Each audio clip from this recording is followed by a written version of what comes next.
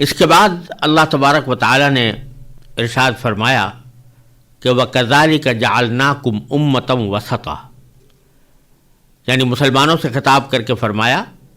کہ اسی طرح تو ہم نے تم کو ایک معتدل امت بنایا ہے، لِتَكُونُوا شُهَدَاءَ عَلَى النَّاسِ، تاکہ تم دوسرے لوگوں پر گواہ بنو، وَيَكُونَ الرَّسُولُ عَلَيْكُمْ شَهِيدًا، اور رسول تم پر گواہ بنے۔ مطلب یہ ہے کہ جس طرح ہم نے اس آخری زمانے میں تمام دوسری جہتوں کو چھوڑ کر کعبے کی سمت کو قبلہ بننے کا شرف عطا فرمایا اور تمہیں اسے دل و جان سے قبول کرنے کی ہدایت دی، اسی طرح اے امت محمدیہ علی صاحب السلام، ہم نے تم کو دوسری امتوں کے مقابلے میں سب سے زیادہ معتدل اور متوازن امت بنایا ہے۔ چنانچہ اس امت کی شریعت میں ایسے مناسب احکام رکھے گئے ہیں جو قیامت تک انسانیت کی صحیح رہنمائی کر سکے۔ اللہ تبارک و تعالی نے یہ جملہ قبلے کے احکام کے عین درمیان نازل فرمایا ہے کہ پہلے بھی قبلے کا ذکر تھا اور بعد میں بھی قبلے کا ذکر آنے والا ہے۔ اس کے درمیان اللہ تبارک و تعالی نے امت محمدیہ علی صاحب الصلاۃ والسلام کو، یعنی نبی کریم صلی اللہ علیہ وسلم کی امت کو خطاب کرتے ہوئے یہ فرمایا کہ کذالک جعلناکم امۃ وسطا، کہ اسی طرح تو ہم نے تم کو ایک معتدل امت بنایا ہے۔ اسی طرح سے جیسا میں نے عرض کیا، اشارہ اس طرف ہے کہ جس طرح دوسری تمام سمتوں کو چھوڑ کر اللہ تبارک و تعالی نے اب ہمیشہ کے لیے کعبے کو سمت قبلہ بنا دیا، اسی طرح اب اور ساری امتوں کا نظام ختم کر کے ان کی شریعتوں کو بحیثیت مجموعی منسوخ کر کے اب تمہاری شریعت کو اور نبی کریم سرور عالم صلی اللہ علیہ وسلم کی پیروی کو ساری دنیا کے لیے لازم کر دیا ہے، اور تمہیں ایسے احکام عطا فرمائے ہیں کہ جس کی بنا پر تم معتدل امت کہلانے کی مستحق ہو۔ امتاً وسطا، وسط کے لفظی معنی عربی زبان میں ہوتے ہیں بیچوں بیچ، یعنی کسی کے بھی عین سینٹر میں جو جگہ ہوتی ہے اس کو وسط کہا جاتا ہے۔ اور مراد یہ ہے کہ امت محمدیہ علی صاحب الصلاۃ والسلام کو اللہ تبارک و تعالی نے ایک ایسی صفت عطا فرمائی ہے اعتدال کی کہ اس کو دیے ہوئے احکام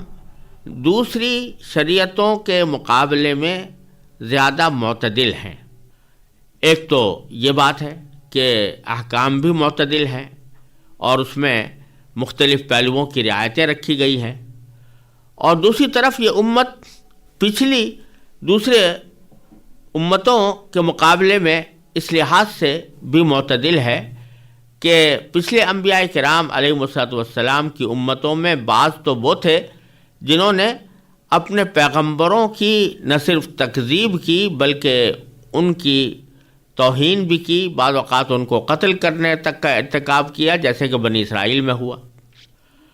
اور بعض لوگ وہ تھے کہ جنہوں نے اپنے پیغمبر کو حرمت اور تقدس میں اتنا بڑھایا، ان کی تعظیم اور تکریم کو اتنا زیادہ بڑھایا اور اس میں اتنا مبالغہ کیا کہ ان کو خدائی کے درجے تک پہنچا دیا۔ تو اے امت محمدیہ علیہ صاحب الصلاۃ والسلام، ہم نے تم کو ایک ایسی معتدل امت بنایا ہے کہ نہ جو افراط میں مبتلا ہے اور نہ تفریط میں مبتلا ہے، وہ اپنے پیغمبر کا ضروری احترام بھی پورا کرتی ہے، اپنے پیغمبر کو دل و جان سے عزیز رکھتی ہے، اپنے پیغمبر کے احکام پر دل و جان سے عمل کرتی ہے، لیکن خود اسی پیغمبر نے تمہیں کہہ دیا ہے کہ لا تطرونی کما اطرت النصارى، کہ ایسا میری تعریف میں اتنا مبالغہ نہ کرو کہ جیسا کہ نصرانیوں نے حضرت عیسیٰ علیہ السلام کی تعریف میں مبالغہ کر کے ان کو خدا بنا دیا تھا۔ تو تمہاری جو امت ہے وہ پچھلے لوگوں کے مقابلے میں ہر اعتبار سے معتدل ہے، اعتدال کے ساتھ چلنے والی ہے۔ اس میں جو احکام ہیں وہ بھی اتنے معتدل ہیں کہ اس میں ہر پہلو کی رعایت ہے اور کسی پہلو کا حق اس میں فوت نہیں ہوتا۔ پھر فرمایا کہ یہ قبلہ در حقیقت اس سے پہلے جن لوگوں نے بیت المقدس کو قبلہ بنایا تھا اور اللہ تعالیٰ کے حکم سے ہی بنایا تھا، تو وہ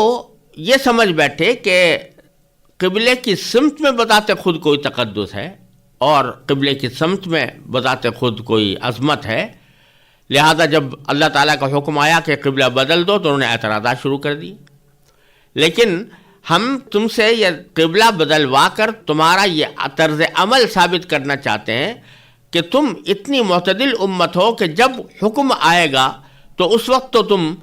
اس حکم کی تعمیل میں جس چیز کو بھی مقدس قرار دیا جائے گا اس کو مقدس قرار دو گے، اور جب اس حکم کو اللہ تعالیٰ کی طرف سے واپس لیا جائے گا، کوئی دوسرا حکم دیا جائے گا تو تم اس حکم کی پیروی کرو گے۔ نہ تو ان کی طرح ہوگے جو سمت کو بذات خود مقدس سمجھ بیٹھے ہیں، اور نہ ان کی طرح ہوگے جو اللہ تعالیٰ کے حکم کی نافرمانی کرتے ہوئے اللہ کے قبلے سے منہ موڑتے ہیں۔ اس لحاظ سے بھی تم ایک معتدل امت ہو، اور یہ اعتدال والی امت تمہیں ہم نے اس لیے بنایا ہے لِتَكُونُوا شُهَدَاءَ عَلَى النَّاسِ، تاکہ تم تمام انسانوں کے لیے گواہ بنو۔ تمام انسانوں کے لیے گواہ بننے کے دو معنی ہیں، ایک تو اس امت کا دنیا کے اندر دوسرے تمام انسانوں کے سامنے گواہ بننا، جس کا مطلب یہ ہے کہ یہ امت دوسرے تمام انسانوں کو ہدایت کا راستہ دکھانے کے لیے اور حق کی گواہی دینے کے لیے پیدا کی گئی ہے۔ جیسا کہ پچھلی جو امتیں ہوتی تھیں ان کو اپنی قوم کی حد تک ان کے احکام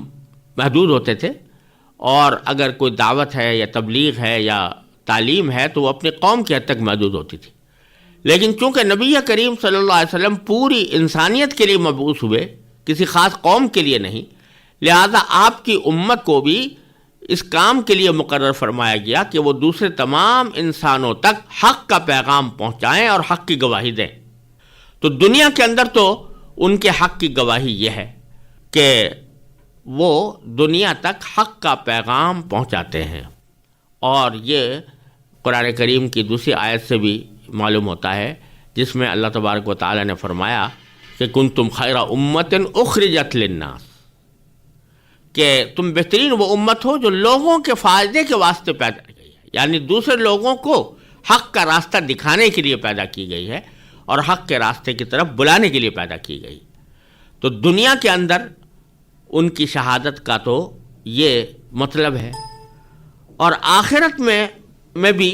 یہ دوسرے لوگوں کے لیے گواہ بنیں گے۔ اس کی تفصیل صحیح بخاری کی ایک حدیث میں یہ بیان ہوئی ہے کہ جب پچھلے انبیاء کی امتوں میں سے کافر لوگ صاف انکار کر دیں گے کہ ہمارے پاس کوئی نبی آیا ہی نہیں تھا، تو نبی کریم صلی اللہ علیہ وسلم کی امت کے لوگ انبیاء کرام کے حق میں گواہی دیں گے کہ انہوں نے رسالت کا حق ادا کرتے ہوئے اپنی اپنی امتوں کو پوری طرح